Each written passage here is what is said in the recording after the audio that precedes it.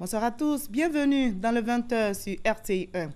La Côte d'Ivoire et le Burkina Faso ont signé 13 accords de coopération à l'issue du 5e TAC, le traité d'amitié et de coopération tenu à Yamoussoukro. Ce 5e sommet, salué par les deux chefs d'État, Alassane Ouattara et Roch Marc Christian Kaboré, vient renforcer l'axe Abidjan-Ouagadougou, notamment dans la lutte antiterroriste. Voilà, 13 accords signés au terme du 5e TAC. Notre pays et le Burkina Faso vont renforcer leur coopération dans divers domaines, notamment dans l'enseignement technique et la formation professionnelle, les transports, le commerce. Un communiqué final a été lu hier à l'issue de ce sommet par le ministre ivoirien des Affaires étrangères. Au cours du sommet, leurs excellences, M. Roch Marc Christian Kaboré et Alassane Ouattara, se sont informés mutuellement de la situation dans leurs pays respectifs et ont abordé des questions d'intérêt commun d'ordre bilatéral, sous-régional et international. Au plan bilatéral, les deux chefs d'État ont fait l'évaluation de la mise en œuvre des décisions et recommandations issues de la 4e conférence au sommet du traité d'amitié et de coopération tenu à Ouagadougou le 31 juillet 2014 et ont identifié de nouveaux domaines de coopération.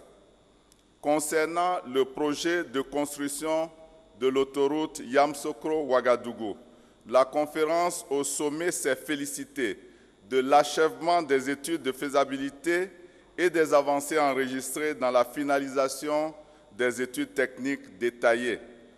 Elle s'est réjouie des financements obtenus et a exhorté les deux gouvernements à poursuivre la recherche des financements complémentaires en vue de la réalisation effective de ce projet vital pour le Burkina Faso et la République de Côte d'Ivoire. Abordant le projet de réhabilitation du chemin de fer Abidjan-Ouagadougou-Kaya et son prolongement jusqu'à Tambao et la construction du terminal minéralier du port d'Abidjan, la conférence au sommet s'est félicité de l'aboutissement des négociations avec le groupe Bolloré pour la réhabilitation du chemin de fer Abidjan-Ouagadougou-Kaya et la signature au cours de ce sommet de la convention de concession révisée de l'exploitation des transports ferroviaires entre le Burkina Faso, la République de Côte d'Ivoire et la Société internationale de transport africain par rail, CITARAI. Par ailleurs, la conférence a noté avec satisfaction le respect des engagements de la CITARAI au titre du traitement de la dette due aux États et aux sociétés de patrimoine ferroviaire.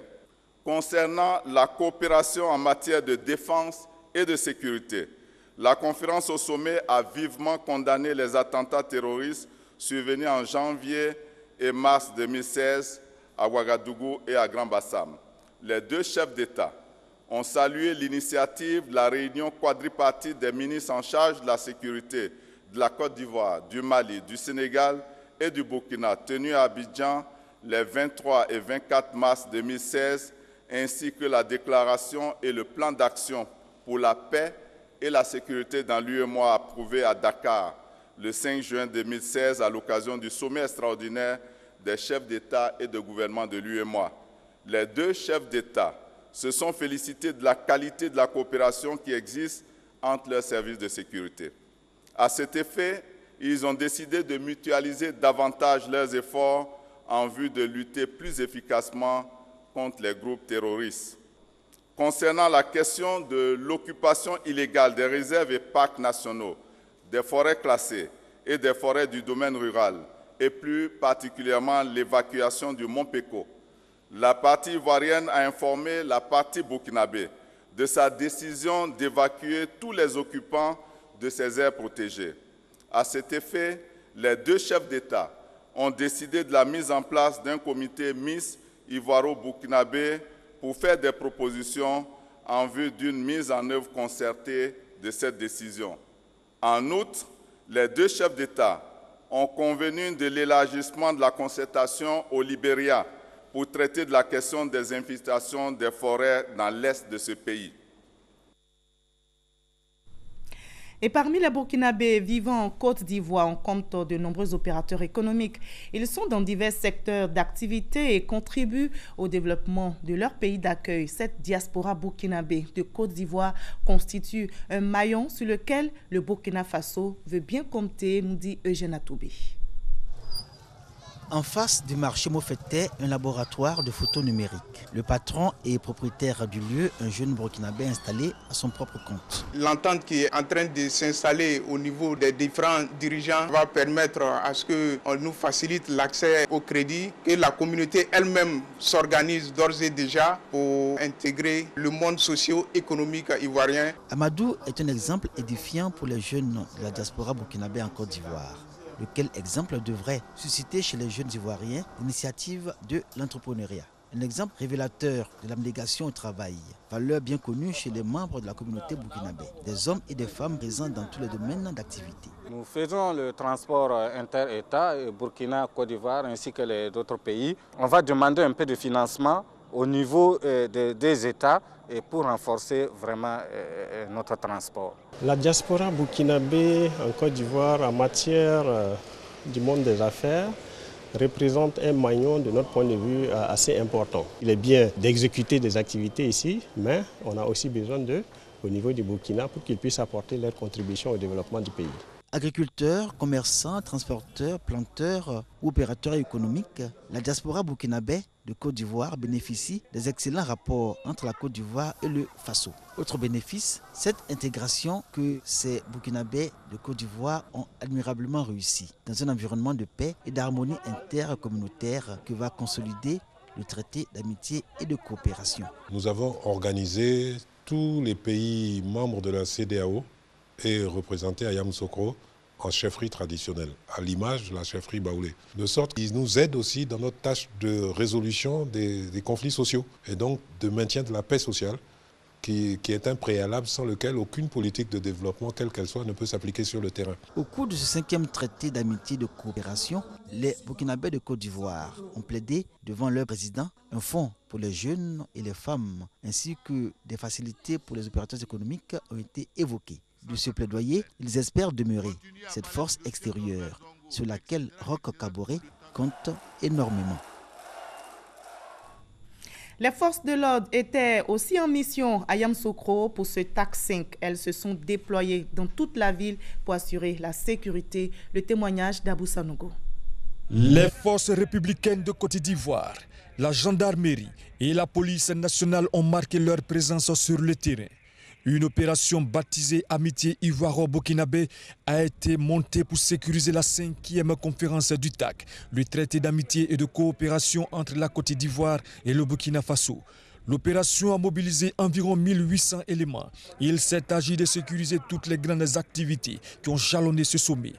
Et toutes les actions ont été coordonnées depuis le poste de commandement principal, c'est à la garde républicaine de Yamoussoukro. Toutes les activités ont été sécurisées et que tout s'est déroulé dans la grande quiétude. C'était le but de l'opération. Nous pouvons donc dire que ça a très bien marché. Et ceci grâce à la contribution de toutes les forces, la police en grand nombre, la gendarmerie également et évidemment les militaires des forces républicaines de Côte d'Ivoire. Et c'est l'occasion pour moi de féliciter tous nos hommes qui se sont donnés, malgré les intempéries, de tout temps pour garantir la sécurité de ce 5e sommet. Outre l'opération Amitié Ivoiro-Burkinabé, une autre a été mise sur pied. Elle est baptisée Opération Vigilance renforcée pour mettre fin aux agitations et mouvements sociaux liés aux problèmes de facture d'électricité. Elle a permis de déployer l'essentiel des effectifs. Il était impérieux pour nous de maîtriser cette situation au plus tôt. C'est pourquoi l'opération Vigilance renforcée a été décidée par nous. Et là aussi, à peu près 8000 hommes sont déployés sur l'ensemble du territoire, dans toutes les localités, pour apaiser cette situation. Aujourd'hui, nous pensons que ça a atteint son objectif. Le calme est vraiment revenu. Et la sensibilisation des populations aidant, nous pouvons dire que la sécurité est revenue et que la paix est démise encore. L'opération Amitié Ivoiro-Burkinabé a mobilisé 1290 éléments des forces républicaines de Côte d'Ivoire, 300 de la gendarmerie et 200 de la police nationale. Fini donc le TAC 5, le traité d'amitié et de coopération entre la Côte d'Ivoire et le Burkina Faso, mais les deux pays continuent de célébrer leur potentialité culturelle. La foire a débuté le jeudi dernier et s'achève aujourd'hui par une nuit culturelle ivoiro-burkinabé. C'est le volet culturel du TAC et vous l'avez compris, au village ivoiro-burkinabé, les produits culturels et artisanaux ont été présentés. Mais quelles sont leurs spécificités? Que retenir par exemple de la culture burkinabé? Que peut-il avoir? Un mariage entre les deux cultures, ivoirienne et burkinabé? Eh bien, pour en savoir davantage, nous avons invité pour la page culture M. Traoré Hardiman, conseiller des affaires culturelles, directeur de la promotion des industries culturelles et créatives du Burkina Faso. La page culture, ce sera seulement dans quelques minutes. Avant d'en arriver à cette page culture, prenons tout de suite la direction du palais présidentiel où le chef de l'État a reçu le ministre des Affaires étrangères du Nigeria. Les échanges ont porté notamment sur le renforcement de la coopération Côte d'Ivoire-Nigeria. Viviane Aimé. Après l'amitié et l'estime réciproque entretenue par les deux chefs d'État, le président Goodluck Jonathan, alors à la tête du Nigeria, et le chef de l'État ivoirien, le président Alassane Ouattara, l'axe Lagos-Abidjan, sous l'impulsion des présidents Mohamedou Bouhari et Alassane Ouattara, semble à nouveau retrouver sa vivacité d'antan, comme le laisse apparaître la visite de remerciement effectuée vendredi en début de soirée par l'émissaire du président Mohamedou Bouhari, le ministre des Affaires étrangères du Nigeria, Geoffrey Onyema, auprès du président de la République Alassane Ouattara à sa résidence de la Riviera Golfe. Monsieur le Président nous a reçus et j'avais des messages pour vraiment lui remercier de la part du président Bouhari pour son leadership et la solidarité qu'il a montrée envers le Nigeria et la sous-région, le CEDEAO. Nous traversons une phase très délicate dans notre continent et Monsieur le Président Bouhari estime que votre président est vraiment une des piliers de ce continent qui pourra jouer un rôle très important. Donc c'est vraiment pour d'abord lui remercier pour tout ce qu'il a fait jusque-là et puis pour élaborer cette alliance, on peut dire, entre le Nigeria et le Côte d'Ivoire pour avancer vraiment, promouvoir le développement économique de notre sous-région et dans notre continent. Le Nigeria et la Côte d'Ivoire, deux poids lourds de la CEDEAO, leur alliance donnera une audience encore plus grande à la sous-région ouest-africaine.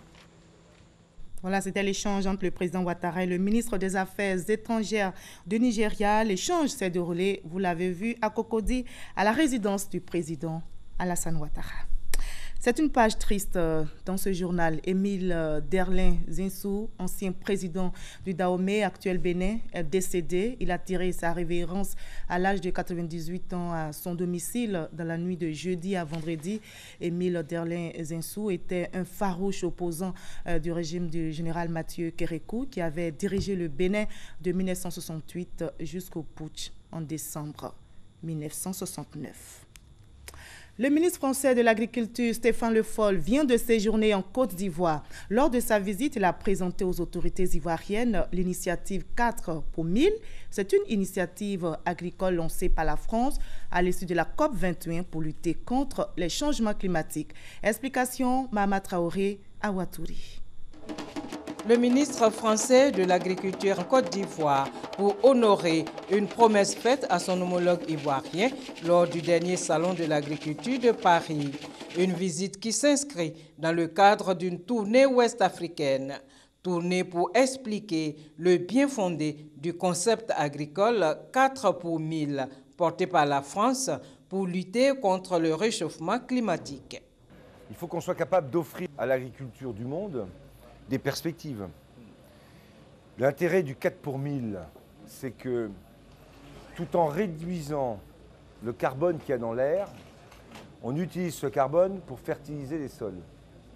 Et fertilisant les sols, on permet à toutes les agricultures, mais en particulier à l'agriculture africaine, de pouvoir augmenter sa production. Multiplication des couverts végétaux permanents, implantation de haies et d'arbres dans les champs, ou encore épandage d'effluents et de compost plutôt que d'engrais. Voilà quelques-unes des techniques agricoles que favorisera l'initiative 4 pour 1000, une initiative qui bénéficie déjà du soutien de la Côte d'Ivoire. La deuxième phase du programme national d'investissement agricole va mettre l'accent sur les problèmes liés au changement climatique. C'est pour cela que l'initiative 4 pour 1000 vient à point nommé. Et d'ores et déjà, je peux vous dire que la Côte d'Ivoire se prépare à appuyer cette initiative de 4 pour 1000 qui, pour nous, est tout à fait alliée aux ambitions de la deuxième phase de notre programme national d'investissement agricole. À l'occasion de son séjour ivoirien, le ministre français de l'Agriculture, Stéphane Le Foll, a également visité la basilique Notre-Dame de Yamoussoukro avant de se rendre dans une plantation de cacao située à une vingtaine de kilomètres de la capitale politique ivoirienne.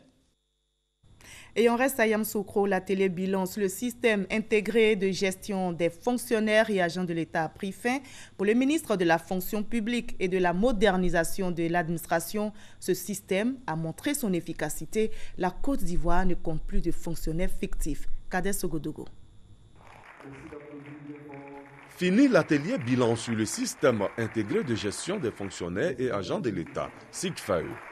Après son introduction il y a 3 ans, ce système informatique se voulait un outil qui va permettre de révolutionner la fonction publique qui se verra ainsi débarrassée de nombreux maux, corruption, absentéisme, inefficacité et faible rendement des agents.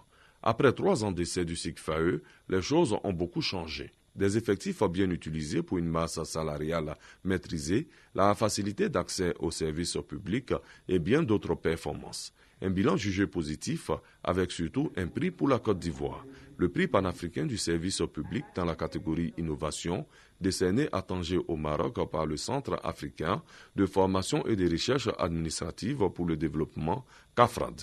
Une autre satisfaction, le SIGFAE a permis à la Côte d'Ivoire de se débarrasser des fonctionnaires fictifs.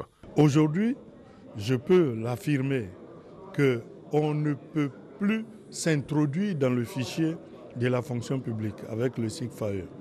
À l'époque, les gens se fabriquaient des faux actes, décrets, arrêtés, et puis ils allaient à la solde, se faire des rappels des soldes, des salaires qu'ils se fixaient. Tout ceci, avec le SIGFAE, ce n'est plus possible. La fonction publique nouvelle est en marche et je félicite mes prédécesseurs. Avec ses atouts, l'atelier de Yamoussoukro a révélé que le SIGFAE reste perfectible. Ainsi, l'atelier a fait de nombreuses propositions comme renforcer le cadre de collaboration interministérielle en vue de la vulgarisation des TIC sur toute l'étendue du territoire. La Commission électorale indépendante a clôturé l'opération de révision de la liste électorale. La CEI a fait le point de l'opération. Près de 400 000 nouveaux électeurs se sont inscrits. Le bilan de cette opération avec notre reporter Herman Guivé. La révision de la liste électorale de 2015, lancée par la Commission électorale indépendante, la CEI, a pris fin le dimanche 24 juillet dernier, conformément au programme préétabli et aux dispositions du décret 2016-340 du 26 mai 2016 fixant les modalités de révision de la liste électorale. Quel bilan au terme de cette étape? 375 352 requérants au total, soit 59% d'hommes et 41% de femmes, dont 218 451 requérants de la catégorie 1. Ces chiffres concernent les personnes déjà inscrites sur la liste électorale de 2015. Les requérants de la deuxième catégorie sont au nombre de 152 901, des chiffres qui renseignent sur les nouvelles inscriptions.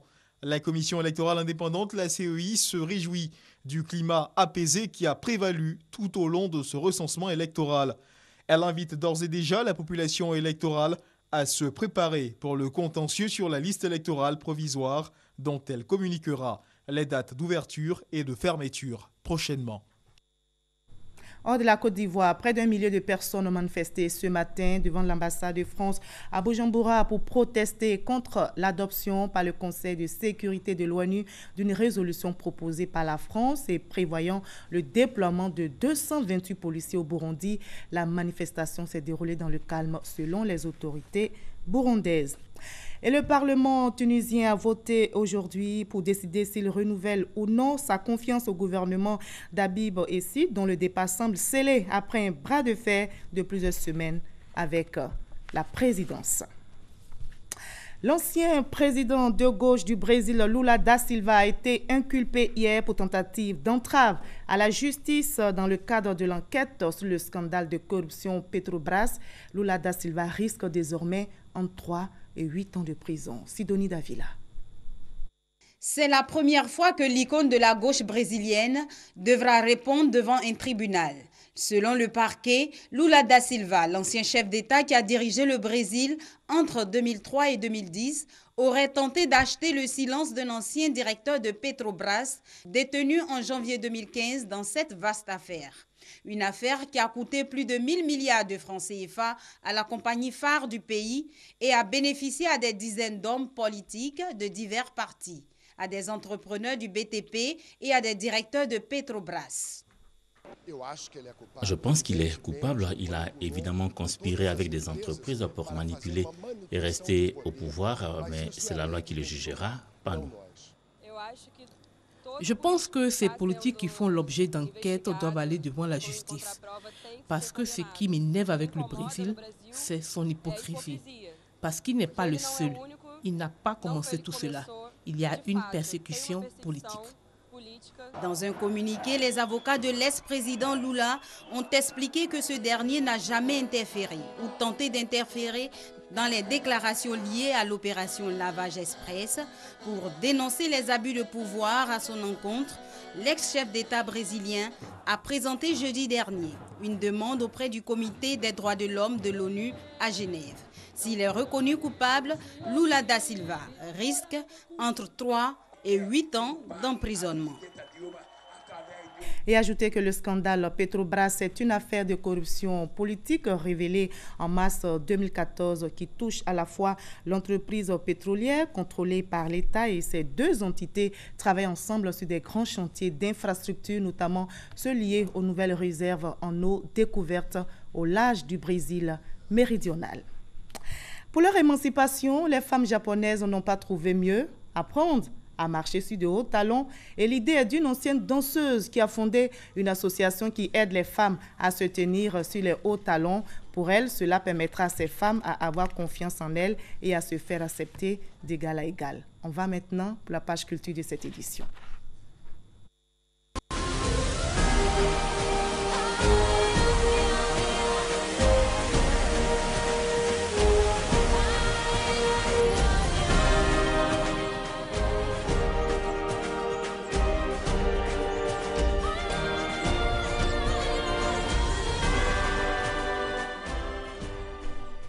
La page s'ouvre avec l'interprète, c'est le nom, donc le long métrage à l'affiche dans les salles de cinéma en Côte d'Ivoire. Pour en savoir davantage, voyons ce reportage d'Issayeo et de Davis.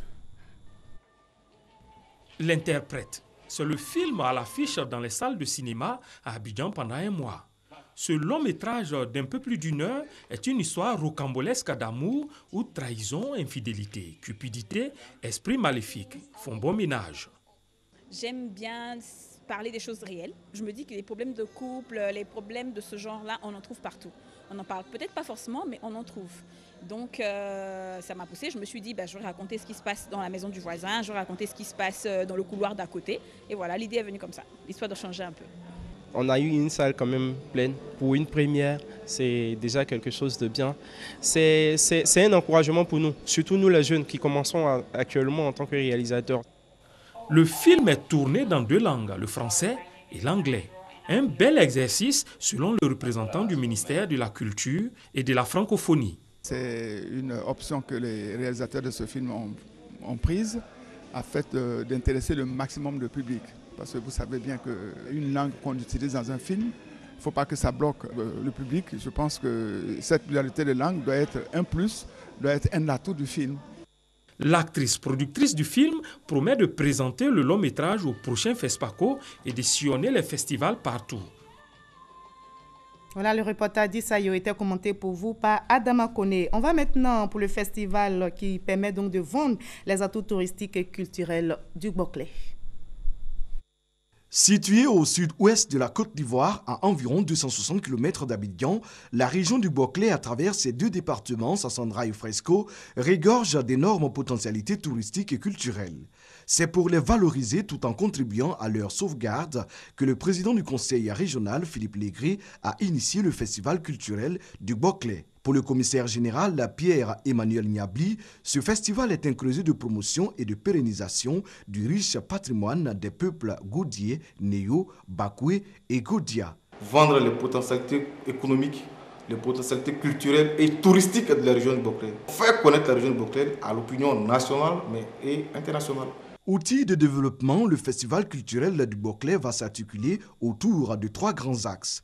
Un volet festival pour exprimer la diversité, un espace terroir pour promouvoir les produits locaux et présenter les spécificités culinaires de la région, sans oublier une plateforme de promotion du tourisme de mémoire. Un circuit sera proposé aux milliers de visiteurs attendus. On veut inciter donc à une cohésion sociale entre les fils et les filles de la région de Boclé. Les inciter à venir chez eux, à venir découvrir ce qu'il y a de bon, c'est du culturel, ce qui a fait l'essence de nos parents, l'essence de la région. Pour cette première édition, l'événement se déroulera dans la ville de Sassandra du 25 au 28 août 2016 sur les sites du foyer polyvalent et de la place Saint-Esprit. Thème choisi, sauvegardons et valorisons notre patrimoine culturel. Danse traditionnelle, lutte, concours Aoulaba, concours culinaire, course de pirogue vont meubler ce festival qui va contribuer au rapprochement des populations. Voilà, c'est l'heure de l'entretien avec notre invité de la page culture. C'est dans le cadre donc, du traité d'amitié et de coopération entre la Côte d'Ivoire et le Burkina Faso. Se déroulent donc des journées culturelles ivoiro-burkinabé depuis jeudi à Abidjan. Bonsoir, monsieur Traoré Hardiman. Bonsoir, Marino. Alors, bienvenue sur notre plateau. Merci. Chez nous, ici, on dit Akwaba. Et chez vous, au Burkina Faso? Newango. Newango. Exactement. Newango, Akwaba, c'est bien le nom du village culturel ivoiro-burkinabé. C'est le cas. Alors, est-ce que cela vous inspire quelque chose? Oui, ça nous inspire en fait tout le sens que nous avons bien voulu donner, du moins à ces journées culturelles. Donc, il est question effectivement de permettre effectivement à ces deux pays de mettre en évidence toutes leurs potentialités culturelles. Donc, cela dit... Quand vous avez vu Newango, vous vous êtes retrouvé chez vous? C'est le cas. D'accord. Alors, parlez-nous de la particularité de ce village. La particularité de ce village consiste au fait que ce village permet de mettre, c'est-à-dire exprime une certaine quand même cohésion sociale entre ces deux peuples. Et à travers bien évidemment leurs potentialités culturelles. On peut parler dès lors, en fait, de l'échange culturel. D'accord. On va donc nous plonger dans ce village. Exactement. Qu'est-ce qui attire le visiteur? Les visiteurs, il faut dire que dès l'ouverture, en fait, dès la cérémonie d'ouverture, les visiteurs ont été beaucoup, ils ont pris d'assaut, en fait, les différents stands. Et tous les stands étaient vraiment, en tout cas, sollicités. Je veux parler du moins des stands en art culinaire, tout comme donc, effectivement en art vestimentaire. Il y avait des mets ivoiriens. C'est le cas. Alors les mets burkinabés, qu'est-ce qui a été présenté là? Les mets burkinabés qui ont été présentés, on peut citer entre autres le chitoumou, en fait, qui c'est aussi consommé en Côte d'Ivoire ici, hein, ce sont des chenilles. Voilà, beaucoup consommés aussi au nord de la Côte d'Ivoire. Voilà, donc en dehors de cela, il y avait aussi du thau, voilà, qui était fait en fait, aussi consommé ici. Qui est beaucoup consommé ici. Et il y avait aussi le zéméné qui est fait à la base des fruits sauvages, voilà, dont les femmes ont une certaine particularité, voilà, de préparer ces fruits-là. C'est-à-dire des fruits qu'on trouve. Voilà, qu'on trouve, du moins, ce sont des ligneux, des grains ligneux, voilà, dont les femmes ont une certaine particularité. voilà, de faire cuire ces grains-là. Et j'avoue vraiment que ça fait du bien. Et il y a eu un beau mariage là-bas aussi, parce que vous avez vu des mets ivoiriens. Bien sûr. Vous connaissez déjà ces mets. Bien sûr. Il y avait de l'atiké, il y avait un peu de foutou. Que vous aimez aussi. Nous aimons bien cela parce que ça fait du bien. D'accord. Voilà. Alors, il y avait aussi l'art vestimentaire. Il y avait l'art vestimentaire. Là, vous portez une tenue, vous l'avez dit tantôt, qu'on ne porte pas, enfin hors antenne. On ne le porte pas comme ça. Oui, cette tenue, il faut dire que peut-être en son temps, c'était des tenues d'abord qui étaient portées lors des cérémonies, du moins officielles. Mais au jour d'aujourd'hui, la promotion de ces tenues-là, de ce art vestimentaire, recommande qu'il y ait une certaine ouverture qui puisse permettre aux gens de porter ces tenues voilà, de façon ordinaire. Il y a plusieurs qui ont aussi des noms. Justement. Celles que vous portez c'est du tradi moderne. Voilà, qu'on peut porter à l'occasion du moins des festivités. Ce sont des tenues de sortie aussi. Voilà, donc on peut les porter lors des mariages et voilà. Ça identifie, ça fait votre identité. Justement, c'est le cas. D'accord. Des objets d'art ont été aussi exposés lors de ces journées culturelles. C'est le cas. Des objets d'art ont été exposés.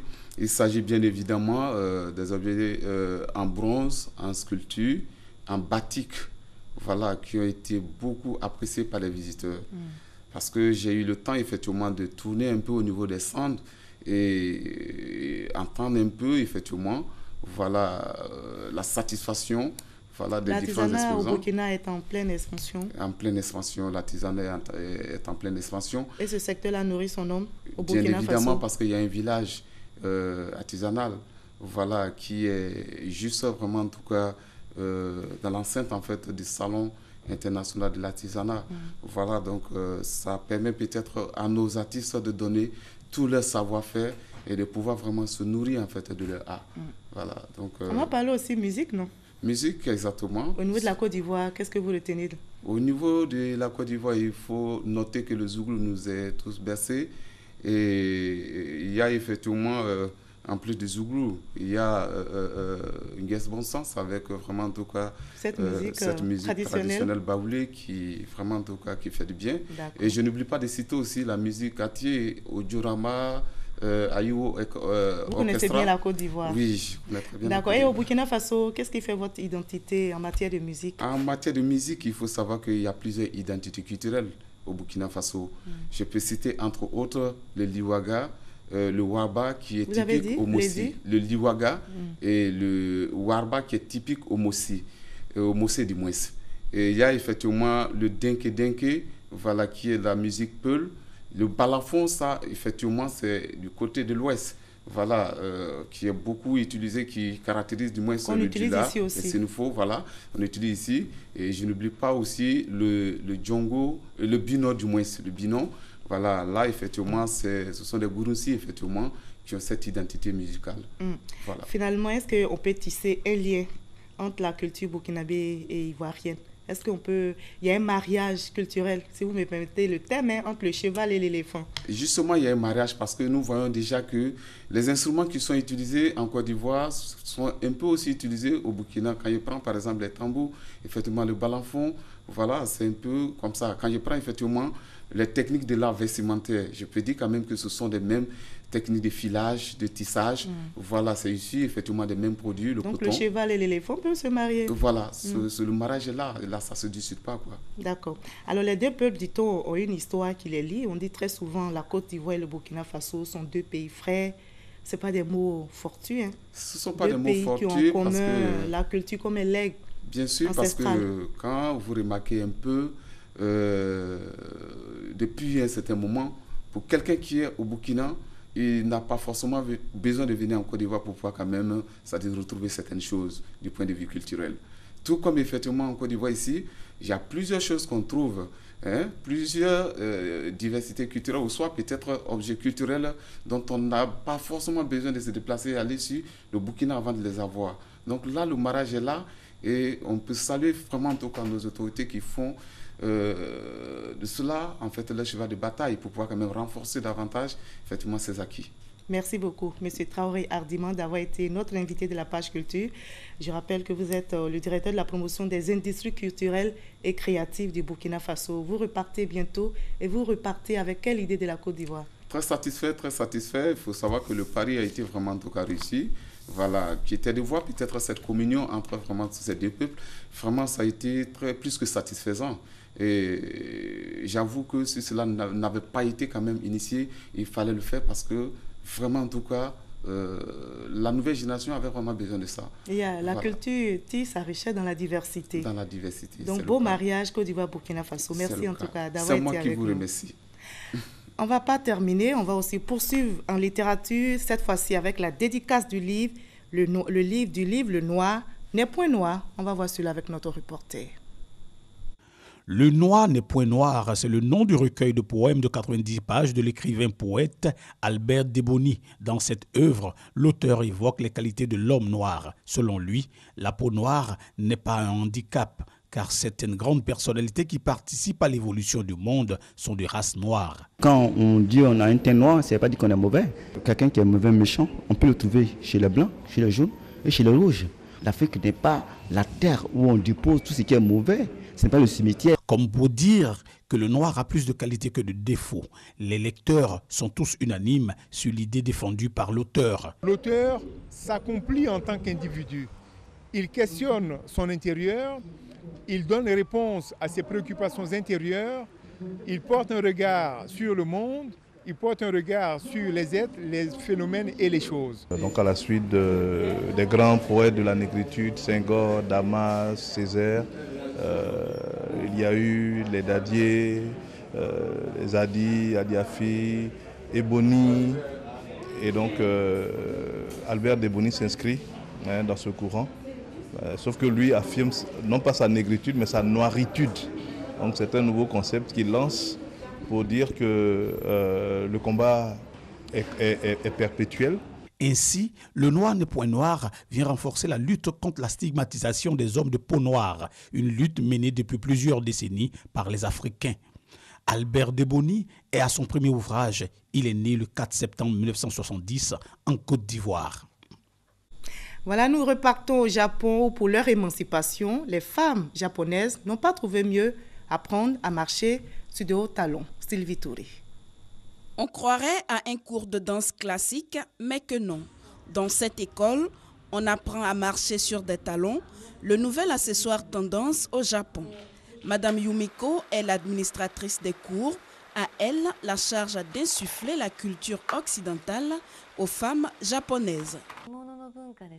La culture du kimono y est pour beaucoup. Les femmes qui portaient des oris, des sandales japonaises, avançaient en traînant les pieds et en les tournant vers l'intérieur. C'est probablement cette posture qui imprègne encore aujourd'hui les femmes japonaises. Apprendre à marcher sur des talons à un coût, 2 millions de francs CFA pour 12 séances. Pas à la portée de toutes les bourses, mais elles sont bien nombreuses qui ont cédé à la tentation. L'Institut a enregistré en une année 4000 femmes inscrites. J'ai la mauvaise habitude de marcher comme un canard, donc ça m'aide beaucoup. J'ai pu me rendre compte ici qu'on a tendance à trop plier le genou, à courber le dos et à avoir le cou qui part vers l'avant. Une association japonaise des hauts talons a vu le jour il y a un an. Son objectif, aider les femmes à s'affirmer dans une société très masculine. Une idée absurde selon les militants des droits de la femme pour qui le rapport entre talons hauts et pouvoir des femmes ne crève pas tant les yeux. Voilà, et c'est avec Sylvie Touré qui reconnaît aussi que ces Japonaises sont les bienvenues en Grande-Bretagne où une employée, tenez-vous bien, a été licenciée pour s'être rendue au travail sans talons hauts. Une pétition pour interdire les entreprises à contraindre le port des hauts talons a recueilli 140 000 signatures. Fin de ce 20h. Merci à vous tous de votre aimable attention.